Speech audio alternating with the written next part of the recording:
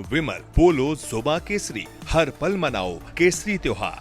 विनोद जी, ये इसमें किसकी गलती आप मानते हैं? प्रशासन बोल रहा है बग्घी लेकर, पालकी लेकर इनको नहीं जाना चाहिए था वहां पर, और शंकराचार्य नहीं लिखना चाहिए था, सुप्रीम कोर्ट में स्टे है, वहां भगदड़ पहले हो चुकी है, सुरक्षा श्रद्धालुओं की खतरे में नहीं डालनी चाहिए। इनके शिष्य कह रहे हैं हमारा अपमान हुआ, इसीलिए हम धरने पर बैठेंगे जब तक माफी नहीं होती।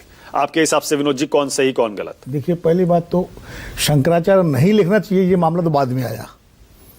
ये मामला पहले नहीं था, ये तो तब आया जब वो धरने पर बैठ गए, उसके अगले दिन ये नोटिस दिया गया, यानी आफ्टर थॉट है ये।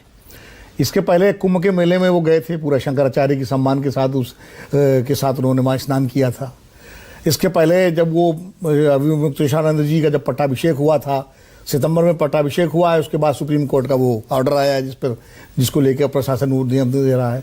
उनका पट्टाभिषेक जब हुआ तो तीनों शंकराचार्यों, बाकी शेष तीनों ने, दूसरे तो सदानंद जी उसी समय साथ में बनाए गए थे, बाकी जो अपने पुरी वाले हैं और जो श्रृंगेरी मठ के हैं सब। देखिए, शंकराचार्य जब बनते हैं तो श्रृंगेरी मठ की तरफ से उनको मान्यता दी जाती है।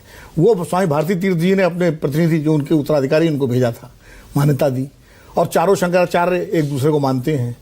जब राम मंदिर का लोकार्पण हो रहा था, यानी प्राण प्रतिष्ठा, तो चारों ही नहीं गए थे, पहले इन्होंने ही की थी। तो अब वो शंकराचार्य नहीं है, ये फैसला कोई कागज से तो नहीं होगी, तो जो शंकर परंपरा है उसके अनुसार होगा, वो हुआ। इसलिए वो प्रशासन का आफ्टर थॉट है। और स्वयं आप देखिए, मुकेश अंबानी जी के यहाँ शादी में ये बैठे थे, मोदी जी गए थे, प्रधानमंत्री जी ने उनको नमन किया था, हाथ जोड़ करके उन्होंने उनको माला पहनाई थी। तो इसलिए वो तो कानूनी दांव-पेच का विवाद बाद में प्रशासन लाया अपना फेस सेविंग के लिए। अब गलती किसकी है? चूंकि मैं घटनास्थल पर नहीं था, मैं ये तो नहीं कह सकता कि गलती किसकी है। हाँ, ये जरूर है, वो पालकी के साथ, उसमें अपनी छतरी के साथ जाना चाहते थे वहां स्नान करने घाट तक, और प्रशासन ने कहा कि यहाँ उतर जाइए, यहाँ से 500 मीटर पैदल चले जाइए। तो अब ये स्थिति, क्या वहाँ और लोग जा रहे हैं कि नहीं जा रहे हैं? अब मुझे जो किसी ने बताया कि वहाँ तो घाट पर जो है पुलिस और उसकी तमाम एडमिनिस्ट्रेशन की गाड़ियाँ वहाँ पर खड़ी हुई हैं, वहाँ के अधिकारी जा रहे हैं। तो अगर अधिकारी जा रहे हैं तो शंकराचार्य भी चले जाते, तो कौन सी बात होती इतना ऐसे। लेकिन अब यह मुद्दा बन गया, छोटी सी घटना का मिसहैंडल हुई और एक मुद्दा बन गया। भारतीय जनता पार्टी है दुविधा का शिकार। दुविधा यह है कि उनकी अपनी सरकार है उत्तर प्रदेश में, योगी आदित्यनाथ जैसे हिंदुत्व के जो प्रखर हिंदुत्व के जो प्रतीक हैं वो मुख्यमंत्री हैं, उनकी सरकार है, उनका प्रशासन है, और कोई भी अधिकारी इतनी हिम्मत नहीं कर सकता कि वो शंकराचार्य को इस तरह रोक के दमड़ा विवाद खड़ा करे जब तक कि उसको ऊपर से क्लियरेंस ना हो। तो ये भारतीय जनता पार्टी भी समझती है। लेकिन चूंकि वो शंकराचार्य की पदवी पर आसीन है और तीनों शंकराचार्य उनके समर्थन में हैं, वो अपने निश्चलानंद जी ने उनको लाड़ला कहा है, सदानंद जी ने उनके पक्ष में बयान दे दिया है, और तीसरे वो स्वयं हैं, और भारतीय तीर्थ वाले जो है वो मान्यता दे चुके हैं, वो श्रृंगेरी वाले जो है। तो अब ऐसे में भारतीय जनता पार्टी की दुविधा ये है कि वो शंकराचार्य के खिलाफ कैसे बोले या इस एक्शन का समर्थन कैसे करे। तो डैमेज कंट्रोल के लिए केशव प्रसाद मौर्य जी सामने आए। अच्छा। और उन्होंने बहुत विनम्र भाषा में कहा कि भाई नमन करता हूँ, मैं प्रणाम करता हूँ शंकराचार्य भगवान जी को, अब वो स्नान करें और मैं जाके और कार्रवाई होगी, जो दोषी पाया जाएगा। उन्होंने एक तरह से मामले को ठंडा करने का बयान दिया। अब वो मुख्यमंत्री जी का कालनेमी वाला आ गया।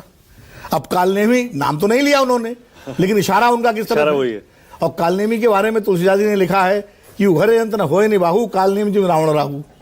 तो कालनेमी के बारे में ये कहा जाता है कि जब रावण गया है कालनेमी के पास कि तुम हनुमान जी का रास्ता रोको, तो कालनेमी ने पहले समझाया कि उन हनुमान जी का जिन्होंने लंका जला दी, पूरी लंका उनका रास्ता नहीं रोक पाई, मैं कैसे रोकूंगा। तो रावण ने कहा तुम जाओ, नहीं तो मैं तुम्हारा वध कर दूंगा। तो उसने सोचा, उस कालनेमी ने, कि अच्छा है भैया, भगवान श्री राम के दूत के हाथों से मेरी मृत्यु हो, बजाय ये कि इस रावण के हाथ से मृत्यु हो। वो जाके उसने अपना वहाँ प्रपंच रचा और एक कपटी मुनि बन के बैठ गया और हनुमान जी का रास्ता रोकने की कोशिश की, बाद में हनुमान जी ने उसका वध कर दिया। ये कहानी है। तो अब कालनेमी कौन है ये तो योगी जी जाने या उसका मतलब निकाले, लेकिन कालनेमी रावण के लिए राहु साबित हुआ, इसीलिए तुलसीदास जी। लेकिन विनोद जी, आपने ना एक बहुत ही दिलचस्प और बहुत ही विवादित बात कह दी। क्या? आपने कहा कि शंकराचार्य का फैसला तो भैया शंकराचार्य ही करेंगे, इसमें सुप्रीम कोर्ट का क्या लेना देना? नहीं, ये मैंने नहीं कहा। मैंने ये कहा सुप्रीम कोर्ट ने एक आदेश दिया है, लेकिन उसके पहले उनका पट्टाभिषेक हो चुका था। मैं सिर्फ तथ्य रख रहा हूं। हाँ। मैं ये नहीं कह रहा हूं फैसला कौन कर, लेकिन शंकर परंपरा में यही होता है कि चारों शंकराचार्य मिलकर के शंकराचार्य तय करते। इनके जो गुरु थे स्वरूपानंद जी, उन पर भी मुकदमा था।